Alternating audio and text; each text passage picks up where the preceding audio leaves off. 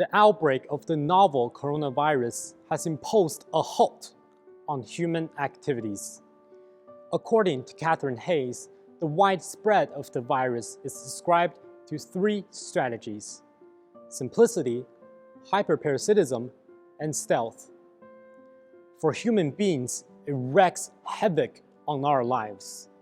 However, for non-human species, the pandemic provides a rare opportunity for nature to heal itself. From my perspective, the virus not only allows us to ponder its infection strategies, and it also compels us to rethink our relationship with nature. First, the virus's core method for survival is simplicity. In the evolutionary process, humans evolved in cognitive complexity. In contrast, the virus strives for simplicity, reducing its genomes from 3,600 nucleotides to 218 at the RNA phase. This shortened sequence guarantees for rapid replication and prioritization of species survival. Second, the virus is interdependent with other species and takes advantage of their coexistence.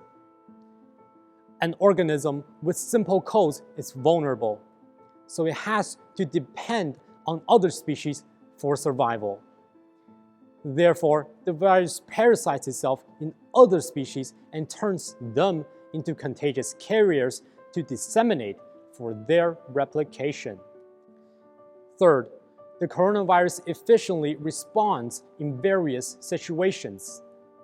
Though humans implemented quarantine of the infected patients to reduce the impact of the virus, it mutates into stealth virus to counteract human efforts.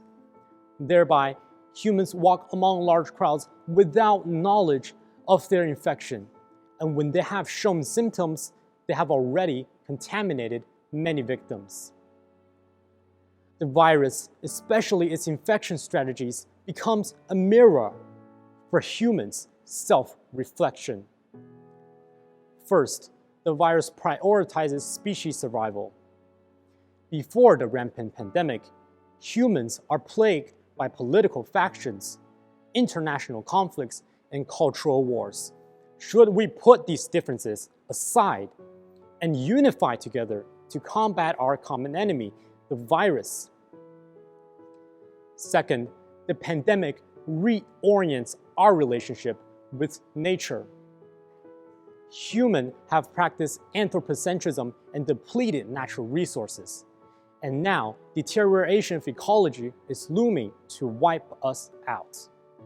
From submission to domination, what are the possible forms of coexistence between human and nature?